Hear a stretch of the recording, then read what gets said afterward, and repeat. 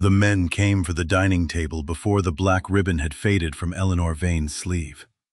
They carried it through the front door while rain silvered the cobbles of Foxmere, and a clerk stood beneath the eaves, marking each item on a list. 2 chairs, the walnut press, Nathaniel's books, the copper warming pan. Everything received a number. Gideon Rusk watched from the parlor hearth as if the house already belonged to him. He was a broad, careful man of 45 whose morning band looked newly purchased and whose banking coat never seemed to collect rain. "The deficiencies are greater than we feared," he told the neighbors invited to witness the seizure. Mr. Vane diverted the Workers' Relief Fund and concealed his losses in false paper orders. His widow cannot be held personally guilty, but the creditors must recover what they can. Eleanor kept one hand around the wooden case that held her awls, wire pliers, burnisher, and small brass gauge. Nathaniel had given her the gauge when they married, though her father had taught her to use it at 12. A Watermark wire too high would cut wet pulp, too low would vanish. The difference between truth and failure was often less than the width of a fingernail. "You have shown me copies," she said, "not the original orders." Rusk's expression remained charitable. The originals were destroyed in the counting-house fire. A fire confined to one locked cabinet. The solicitor, Mr. Abel Lorne, looked down at his papers. Nathaniel had died 3 months earlier after a fever contracted during the investigation. By then, Rusk's accusations had emptied the Vane workshop and turned old friends aside in the street. Eleanor had spent those months requesting access to records that always proved missing, sealed, or inconvenient. Rusk opened a thin deed. "There is one asset the syndicate will surrender in full satisfaction of its claim against the household goods: Hawthorne Mill." A murmur moved through the witnesses. The old paper mill stood 2 miles upriver, abandoned for 7 years after a flood tore the wheel paddles away. Its roof had opened, its drying house leaned toward the water, and 3 years of parish rates remained unpaid. Rusk called the offer mercy. Eleanor understood the joke. A homeless widow was being handed a liability whose demolition would cost more than its land was worth. Lorne whispered that she might refuse, though refusal would leave the seizure unfinished. Eleanor asked for the rate figure. £11, 8 shillings. She had £2 sewn inside her hem, and perhaps a month before the parish acted. Rusk placed the deed beside an inventory sheet made on thick cream paper. Eleanor's gaze stopped at its lower edge. Against the window, a faint oval appeared in the sheet. A hawthorn branch crossed by a V, Nathaniel's private trial mark. She lifted the page. "When was this inventory written?" "Last month." Hawthorne Mill had officially made no paper for 7 years. Nathaniel's mark had never been licensed for commercial use, and the mold bearing it had disappeared after his death. Eleanor felt grief sharpen into purpose. "I accept the mill," she said. Rusk's smile faltered only when she requested that the deed, rate schedule, and settlement be witnessed separately. She made Lorne record that Hawthorne's machinery, water rights, lofts, and surviving stock passed with the freehold. Her precision drew impatient sighs, but 3 witnesses signed. She carried the deed away in her tool case while the creditors carried out the last chair. At dawn, she walked upriver through cold rain. Hawthorne Mill emerged beyond alder trees, a long stone building crouched beside a swollen leat. Half its slates were gone. The wheel hung black and crooked above brown water. Nettles filled the yard. The drying house windows stared without glass. Yet the rag house chimney stood, and the mill stream still entered beneath the northern wall. Inside, wet plaster covered the floor. Eleanor found rotted felts, broken decals, and vats furred with lime. She climbed to the upper drying loft because surviving paper would be safest above flood level. Beneath a fallen rack lay a packet wrapped in oilcloth. Most sheets were spoiled at the edges, but one remained whole. She raised it to a gap in the roof. 2 images glowed within the fibers. One was Nathaniel's V and Hawthorne branch. The other was a small rook beneath a crown, the private crest Gideon Rusk used on his correspondence. Separate marks could be sewn into one mold, but no lawful order had ever joined these. The sheet had been made here, with equipment someone claimed had not moved in 7 years. A board creaked below. Eleanor descended with a broken drying pole held before her. No intruder waited in the vat room, but fresh oil shone on the bearing of the rag stamper. A muddy boot print led to the western door, where the lock had been opened without splintering the wood. Someone had visited Hawthorne after the rain began. Someone who possessed a key. Before settling for the night, Eleanor searched the ground floor by inches. She marked each usable beam with chalk, each dangerous board with a cross, and every object that might be sold or repaired in a notebook made from scraps. The discipline came from her father, Josiah Marden, who had managed molds at a Hampshire mill until rheumatism bent his fingers.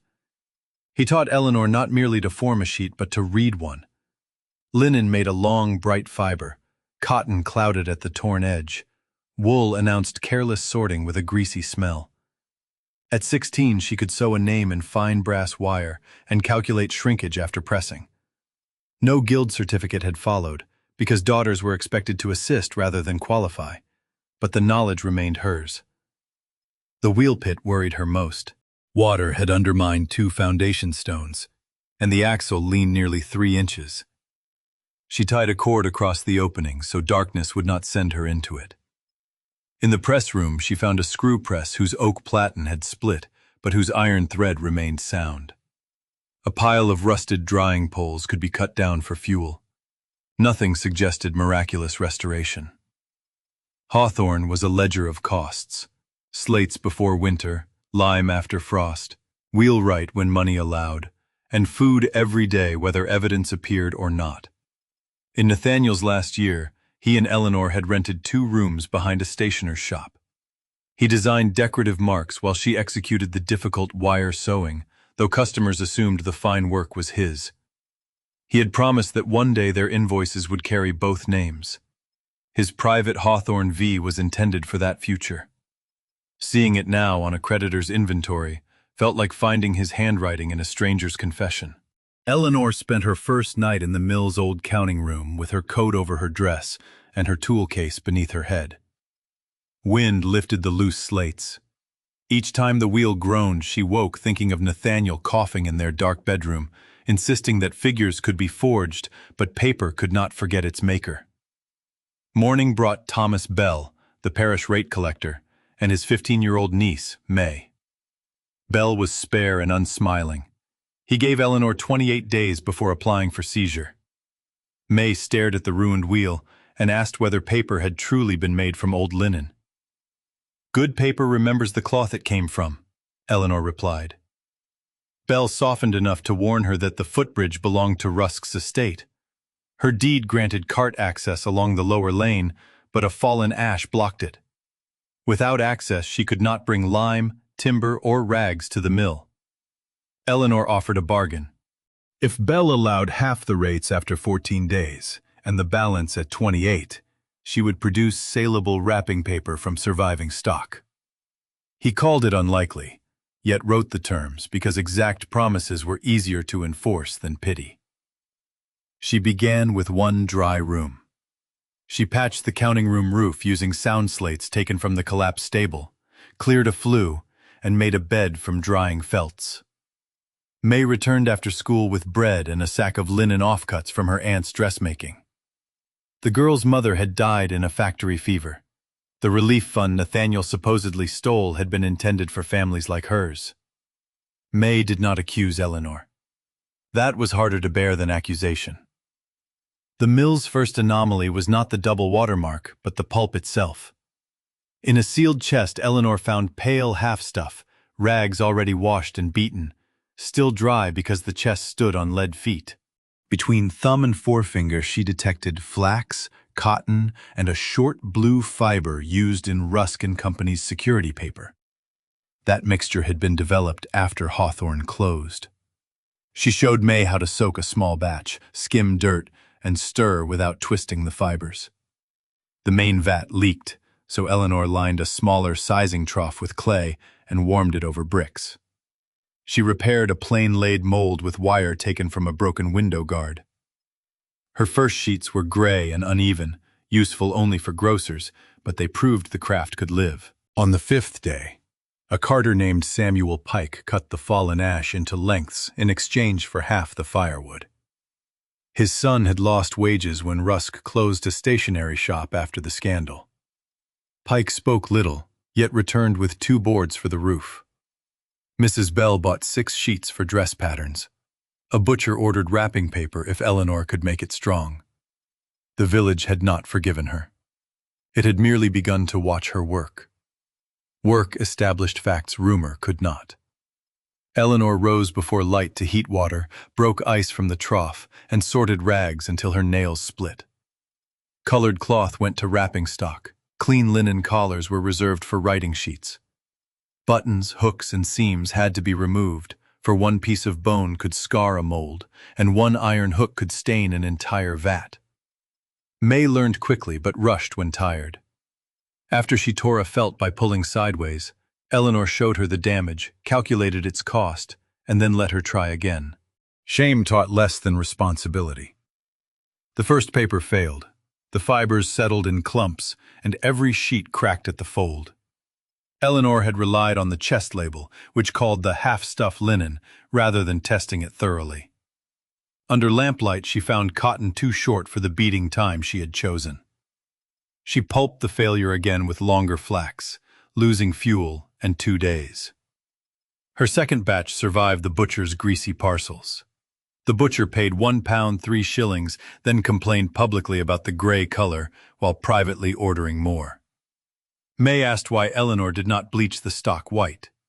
Chlorine bleaching existed, Eleanor explained, but required chemicals she could neither afford nor handle safely in a broken building.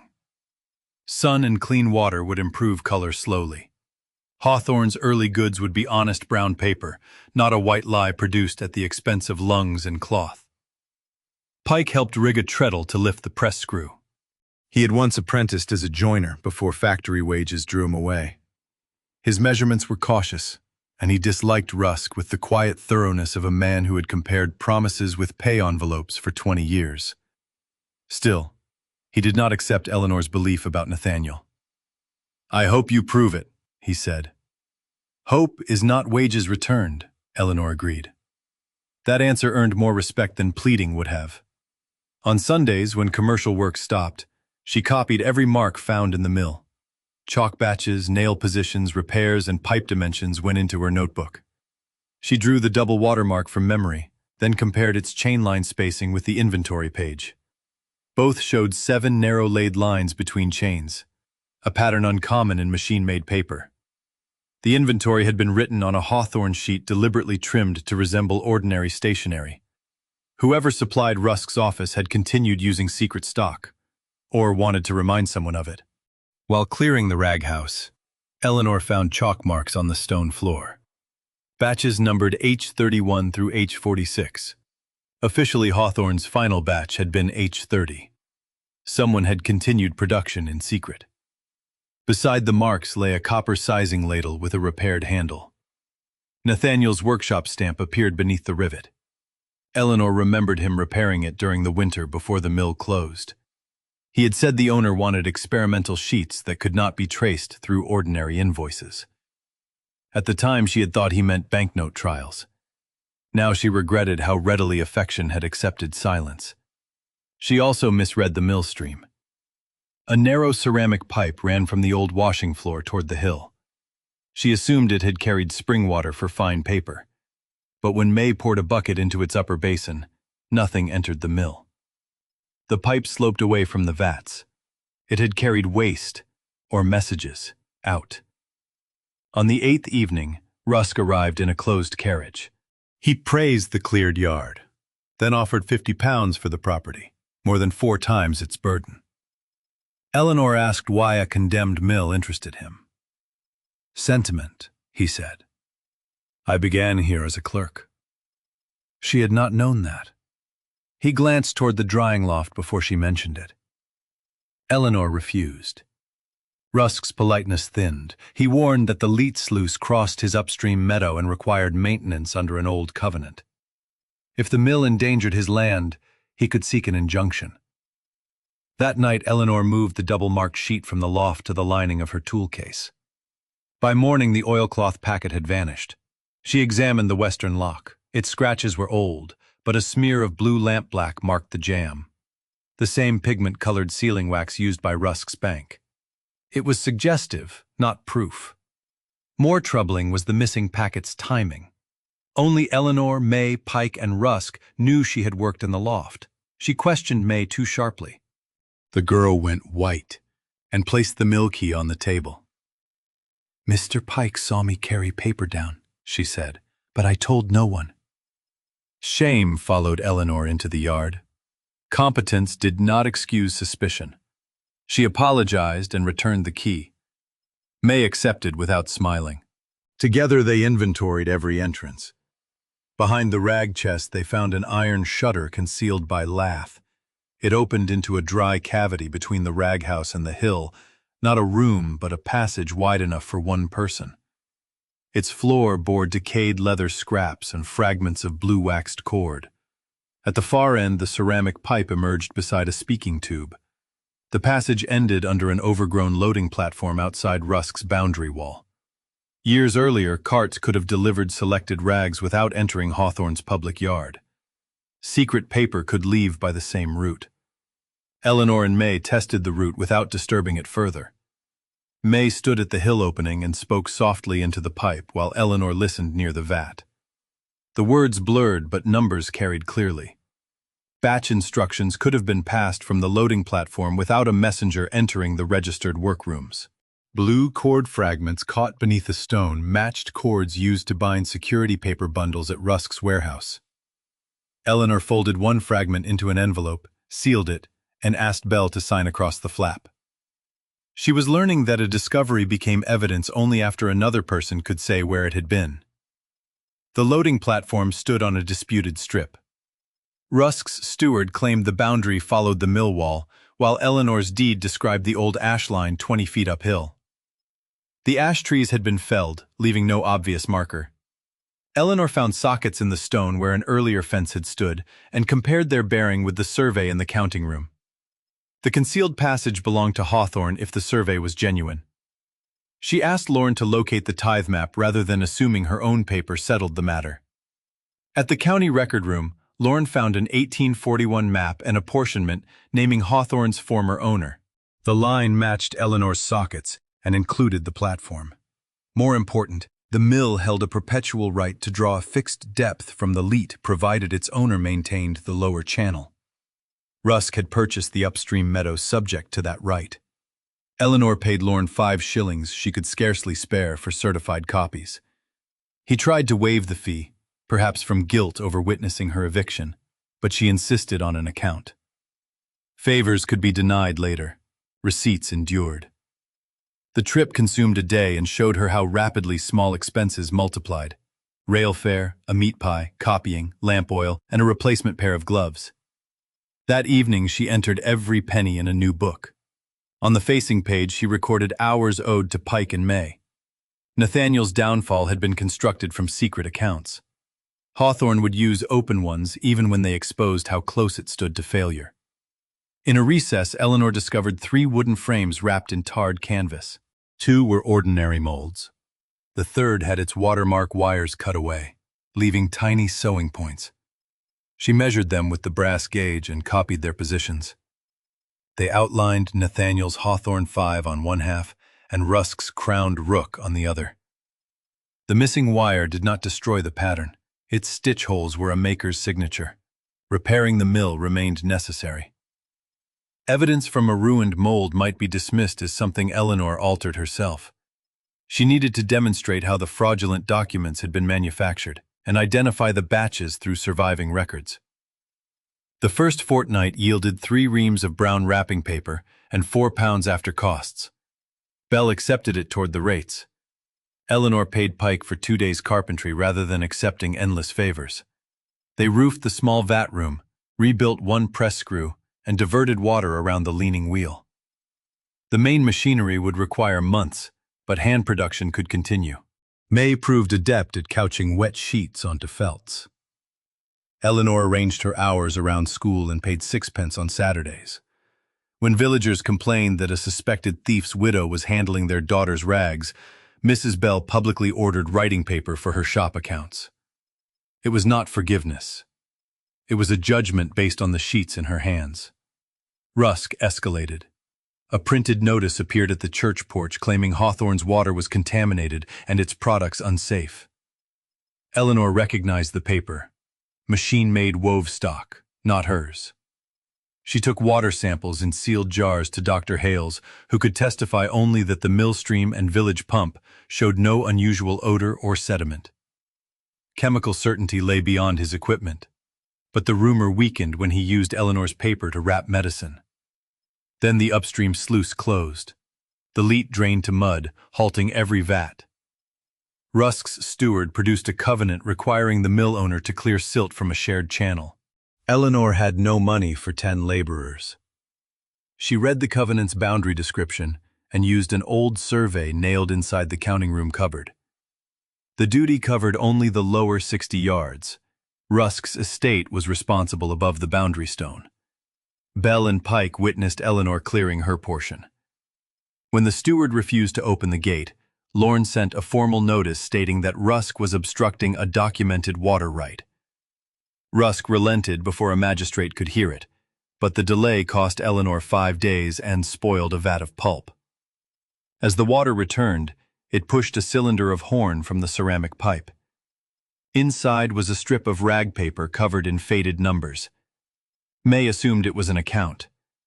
Eleanor saw that each number paired a batch with a rag composition: blue cotton, fine flax, sailcloth, hemp. H31 through H46 were present, with dates from 7 years earlier. Beside H42 appeared NV and the words "refused crown." Nathaniel had been involved. He had also refused something. For 2 days, Eleanor could not bring herself to search further. She worked the vat until her shoulders burned, as though enough useful paper might postpone an unwelcome truth. Memory rearranged itself around the phrase. Nathaniel's unexplained journeys upriver. The winter he kept his coat on indoors because their coal money had gone elsewhere. His anger when she once offered to repair the crowned rook design. He had told her it was a rejected ornament. Perhaps he had been protecting her. Perhaps he had been protecting himself. May eventually asked why the batch strip remained under a cup instead of in Lorne's safe. Eleanor realized grief had made her careless. They carried it to the solicitor together. Lorne signed a description and placed it in a tin deed box. He also disclosed that Rusk had purchased several claims against Hawthorne through a firm controlled by his brother-in-law. The arrangement was not necessarily unlawful, but it explained why a financier supposedly seeking repayment had surrendered the mill so readily. If the parish seized it for rates, a friendly bidder could acquire the property and extinguish Eleanor's interest without Rusk appearing at the auction. Eleanor requested copies of the creditor assignments. Lorne hesitated because his firm had prepared 2 of them. "I did not know what he intended," he said. "You knew he wanted speed." He accepted the rebuke. His later help did not erase the morning he had lowered his eyes while her home was emptied. Eleanor did not need him redeemed. She needed him exact. At the mill, she compared the horn strip with the chalk floor marks.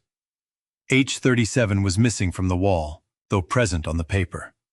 Under a layer of lime wash, she found the ghost of a corrected 7. Someone had tried to erase that batch alone. The recipe listed fine linen without blue cotton, and the receiver initials were A.W., presumably Amos Renly. Eleanor first believed H37 contained the decisive evidence. Weeks later, the register would show it was only Renly's control batch, made to test whether later crowned sheets could be distinguished. The mistaken emphasis cost her time, but it taught her to compare systems rather than worship a single clue. The strip led Eleanor to the old beater platform, where one floorboard had been fixed with handmade brass screws. Beneath it lay a shallow, lead-lined compartment. It contained no money.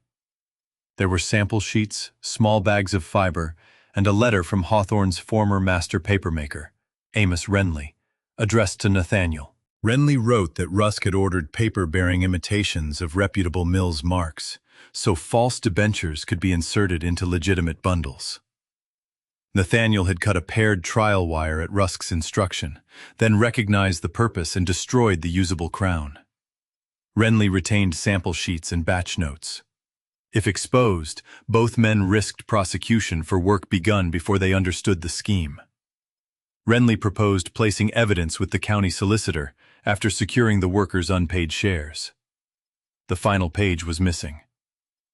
Eleanor's relief turned sour. Nathaniel had not stolen the fund, but he had concealed his early participation. The truth would not make him spotless. It would make him human, frightened, and late to courage. She told May enough to explain why the evidence mattered. May asked whether Eleanor would burn the letter to protect Nathaniel. "No," Eleanor said after a long silence. "A name cleared by another lie is not cleared." That choice cost her sooner than expected. Rusk's men arrived with a county order to inspect unsafe structures. The order was genuine, obtained after his surveyor declared the western wall unstable. Eleanor could not prevent entry. She could only insist that Belle and Lorne attend. Rusk found the repaired mold frame on the workbench. "A convenient artifact," he said, "made by a woman who admits she can sew any mark she chooses." He produced an affidavit from a former clerk claiming Nathaniel alone had commissioned the secret batches.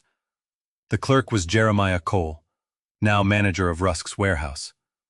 Eleanor saw the trap. Her evidence could be turned into proof against her husband. During the inspection, a loose coping stone fell from the western wall and struck Pike's shoulder. Eleanor dragged him clear before more masonry followed. Saving samples or tools did not enter her mind. She spent 9 shillings of her rate money on the doctor and closed the passage until the wall could be braced. Pike's injury left his family without wages. Eleanor offered the £4 remaining from paper sales. He refused half, accepting only what he would have earned. His wife, Ruth, brought soup and told Eleanor that Nathaniel had once created a relief subscription through the stationery company. Workers contributed pennies. Rusk's bank matched them on paper. No worker had ever seen the bank's matching funds. The moral shape of the fraud emerged.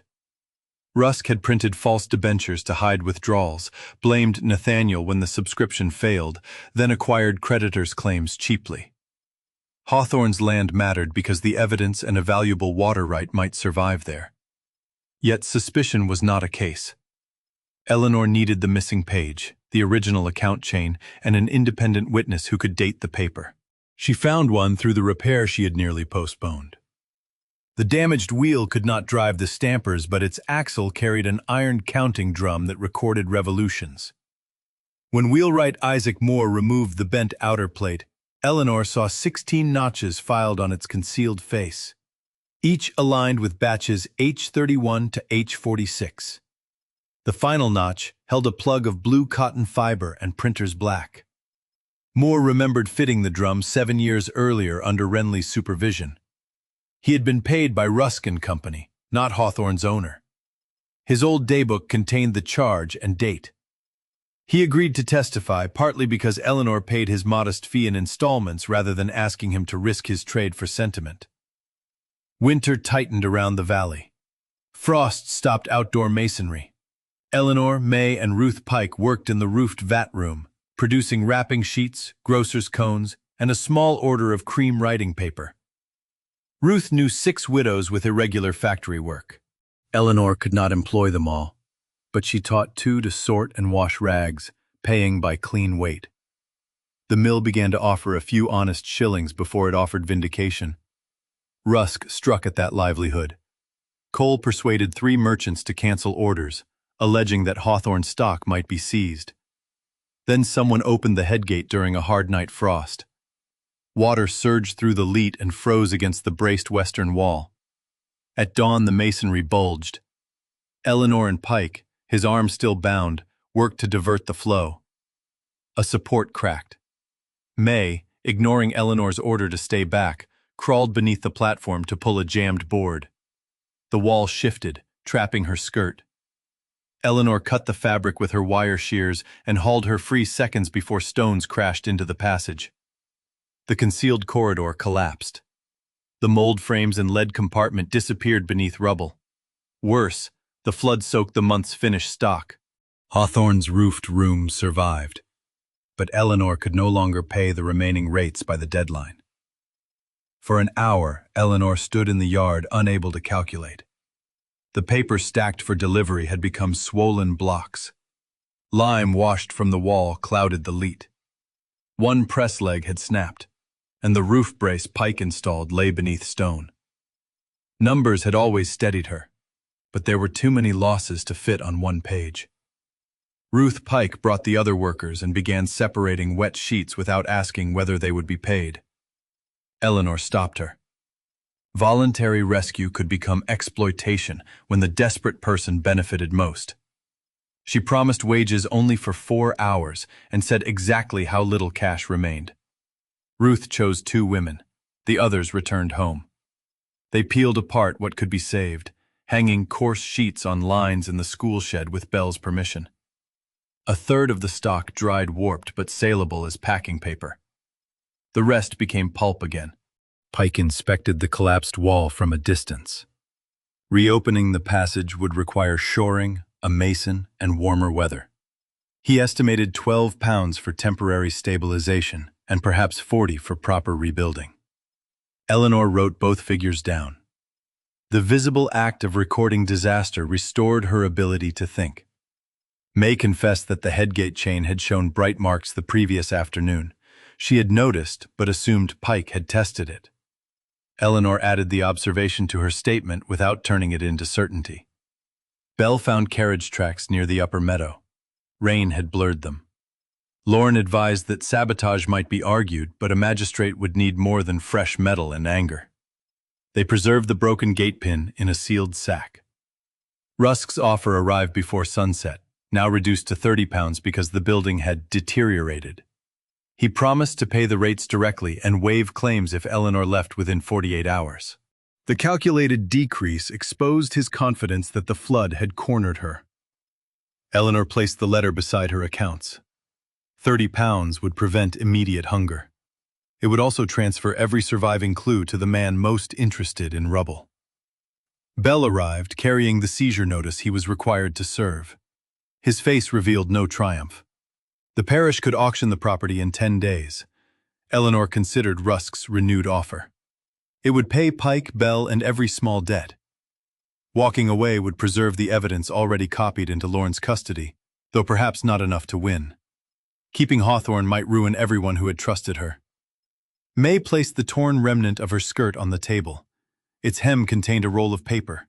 She had found it in the horn cylinder and hidden it when Rusk's inspectors entered, fearing they would search Eleanor's case. It was the missing final page of Renly's letter. Eleanor did not praise the secrecy. Evidence must not depend on one frightened person hiding it, she said gently. But you may have saved it. The page named a safeguard. Renly had deposited the workers' trust declaration, sample register, and one uncut sheet with the Foxmere Mechanics Institute, under a condition that 2 contributors, or their descendants, request the sealed educational papers. The institute had closed 5 years earlier. Its books went to the parish school, its cabinets were sold. Ruth Pike's father and May's mother had contributed to the fund. They were the 2 claimants. School records showed that a cabinet bearing the institute's number had been moved to the courthouse basement. Lorne petitioned the magistrate to open it in the presence of both women and Rusk's solicitor. The cabinet held the trust declaration, signed by Renly, Nathaniel, and 6 worker representatives. Moore's wheel specifications, a complete batch register, and a sealed sheet from H42. When Eleanor held the sheet to light, only Nathaniel's Hawthorne 5 appeared. The crown had been cut out before manufacture, leaving stitch holes that matched her measurements. Renly's note stated that Rusk later ordered a second operator to restore the crown and produce H43 through H46 at night. Jeremiah Cole signed as receiving clerk. The legacy extended beyond evidence. The trust declaration assigned Hawthorne Mill, its water rights, and the experimental rag preparation process to a workers' educational trust, if the matching bank contribution was not paid within 6 months. Rusk had suppressed the declaration and later purchased the mill through a nominee. The transfer to Eleanor was meant to bury a dangerous property beneath debt, but her witness deed had placed the freehold beyond the nominee's reach. As owner, she could honor the trust by leasing production rights and allocating income to the contributors' families. The process itself was valuable. Renly had devised a way to use short cotton waste normally burned by factories, blending it with flax to make durable, inexpensive school paper. The blue fibers were not merely a clue.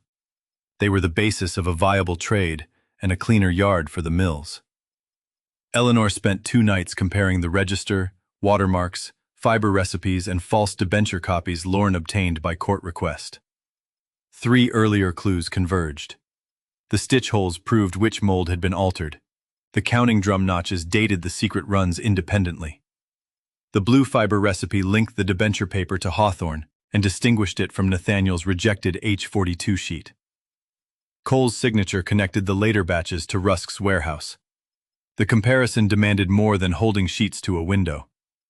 Eleanor ruled a grid on translucent horn and counted laid lines between each chain. She measured the crown's height, the rook's crooked left claw, and a tiny kink in the hawthorn stem caused by Nathaniel's habitual double stitch. Renly's sealed sample shared the kink but lacked the crown. The debentures carried both the kink and the later crown, proving the same base mold had been altered after Nathaniel's refusal rather than newly fabricated by him. Fiber evidence required restraint. Eleanor could identify materials by experience, but she was an interested party. Dr. Hales knew little papermaking. At her request, he observed blind samples labeled only with letters, recording how they behaved when teased with needles and wetted. Moore supplied unused cotton waste from the factory type named in Renly's recipe. Mrs. Bell supplied old flax linen. The comparisons could not produce modern scientific certainty, yet they established visible differences any witness could repeat.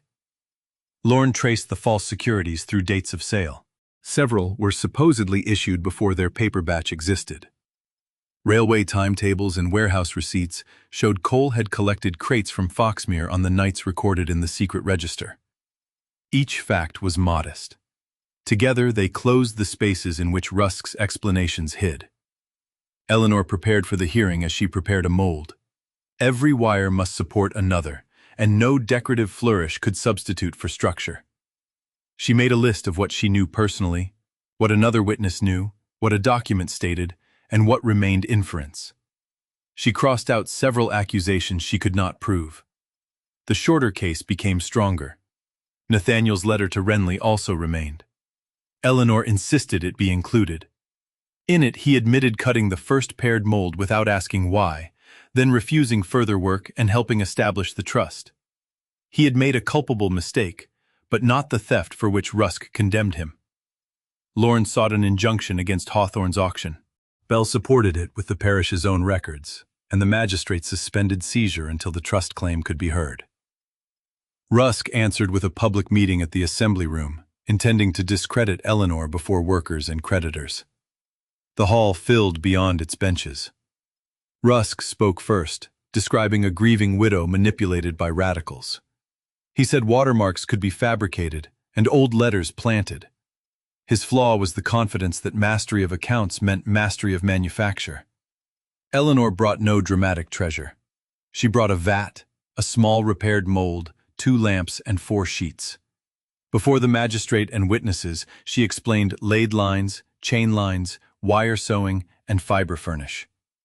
Moore identified the counting drum and his dated charge. Lorne displayed the trust document's unbroken institute seal. Ruth and May established their contributors' lineage through parish records. Then Eleanor placed Rusk's alleged original H42 debenture beside Renly's sealed H42 sample. Rusk claimed they were the same batch. "They cannot be," Eleanor said. "Your debenture bears the restored crown. H42 was made after my husband cut that crown away. The drum, register, and stitch pattern agree. The crown sheet is H44, entered under a false date." Cole shifted near the door. Eleanor wet a corner from each sheet. Under magnification, H42 showed flax and uncolored cotton. The debenture released short blue fibers unique to Renly's later recipe. Rusk protested that she had contaminated it, but Dr. Hales opened a second court-sealed debenture and found the same fibers. Lorne then read Cole's receiving signature aloud. Rusk turned on his manager. "You were instructed to destroy the crowned mold and every waste sheet." The hall went still. His own anger supplied the knowledge he had denied possessing. Cole asked for protection and gave a statement before the meeting ended. He admitted reopening Hawthorne at night, printing false securities, and removing funds through Rusk's bank. He had opened the headgate as well, though he claimed Rusk ordered only pressure, not injury. The magistrate referred the fraud, suppression of trust documents, and sabotage for prosecution. Rusk's assets were restrained pending the workers' civil claims. Cole's cooperation reduced none of the evidence, but it prevented him from escaping blame. No cheer followed at once. Too many families had lost money. Nathaniel's compromise was painful to hear. Then Mrs. Bell crossed the floor and paid Eleanor for a packet of Hawthorne writing paper. Others formed a quiet line behind her. Outside the hall, May's uncle wept without sound. His wife's illness had consumed their savings while promised relief never arrived. Ruth confronted Eleanor about Nathaniel's delay in speaking. Eleanor did not defend him. She explained that he and Renly had tried to secure proof before approaching authorities, afraid Rusk would destroy the records and dismiss every worker. Their caution became concealment, and concealment gave Rusk time. Ruth answered that frightened men could still harm families. Eleanor said yes. That admission prevented easy reconciliation, but it allowed an honest one later. The workers' representatives voted to preserve Nathaniel's letter with the trust papers, including the sentences that shamed him. They also preserved his refusal and his attempt at restitution. Hawthorne's history would not divide people into spotless heroes and convenient villains. Rusk's choices were worse because they were deliberate, repeated, and profitable, not because everyone he harmed had been perfect. The public reckoning continued through less dramatic rooms. Bank examiners compared deposits. The parish clerk verified deaths and marriages for contributor claims. Surveyors walked the boundary in freezing rain and set new stones before witnesses. Eleanor attended every session she could, but she returned to the vat between them. Justice conducted entirely on paper could take a year. Bread could not. Vindication did not rebuild the wall. The next morning, Eleanor returned to frost, rubble, and a wheel still unable to turn. The trust documents gave her standing, not instant wealth. With Lorne's help, she formed a board consisting of herself, 2 elected worker representatives, Bell for the parish, and a school governor.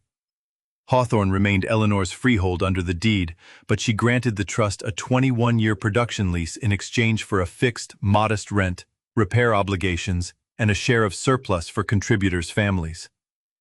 Recovered funds arrived slowly through court. An interim payment settled the rates and Pike's doctor bill. Rather than replace the whole roof, they repaired the vat house and rag room first. Moore rebuilt the wheel over 4 months, reusing the sound oak arms. The western wall waited until spring, when lime mortar could cure properly. Eleanor refused cheap cement that would trap damp in the old stone. Production expanded by stages. 2 vats supplied wrapping and school paper. The trust contracted with nearby cotton mills to remove clean shortwaste at little cost.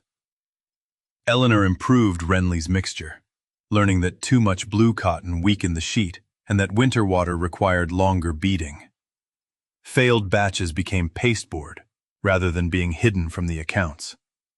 The first quarter showed a profit of only £9 after wages, fuel, rent, and repairs. Some board members expected the recovered process to produce a fortune. Eleanor laid out the accounts and explained that a patentable idea was not a working roof, a trained crew, or a reliable market. They voted to retain £6 for maintenance, distribute 2 among the neediest contributor households, and spend 1 on school copybooks. The sums were small enough to disappoint anyone waiting for treasure. They were also real. Spring brought a different danger. Cotton waste arrived faster than the mill could wash it, creating a fire risk in the rag house. Eleanor halted deliveries, despite favorable prices, and paid Pike to build ventilated bins. The delay cost an order. It also prevented Hawthorne from repeating the industrial carelessness its new reputation opposed. When a neighboring mill offered chemically bleached waste at half price, she rejected it after 2 workers developed rashes during a trial. Sustainable work meant refusing profit that merely transferred injury to poorer hands. The school contract required uniform sheets. May devised a simple wooden timing bar so apprentices beat each furnish for the same interval. Eleanor credited the improvement in the board minutes and added a small bonus to May's wages. No one would disappear behind a master's name as Eleanor once had. By summer, 3 young women could draw, couch, press, and inspect paper. 2 men tended power and masonry. Ruth maintained accounts in a hand clearer than Rusk's clerks had ever used. May attended school each morning and trained at Hawthorne 3 afternoons a week. Eleanor would not let necessity steal the girls' education. Ruth supervised rag sorting and later became wages clerk. Pike recovered enough strength to lead maintenance, though cold weather always troubled his shoulder. Moore trained a local apprentice to tend the wheel. Some villagers never apologized. One merchant who had canceled his order returned only after Hawthorne paper became profitable. Eleanor required payment in advance. Trust grew through terms kept, wages posted openly, and books available to the board. Not through a sudden discovery that everyone had secretly admired her. The reading room opened on a wet September evening. Bell donated the Institute's surviving arithmetic books. Dr. Hales brought a volume on sanitation. Ruth insisted that the wages ledger sit on an ordinary shelf where any trust member could inspect it. Eleanor taught a weekly lesson on signatures, receipts, and interest. She did not pretend literacy alone could defeat a powerful fraud, but it could reduce the darkness in which one prospered. May taught younger children how to hold finished paper to a lamp and distinguish a true watermark from a printed imitation. One former skeptic, the publican George Fell, refused to enter. His brother had lost savings in Rusk's securities, and he believed Hawthorne should have been demolished with every name connected to it. Eleanor continued supplying his competitor and left him to his judgment. Months later, he sent clean linen rags without a note. She paid the market rate and recorded his name. Neither called it reconciliation.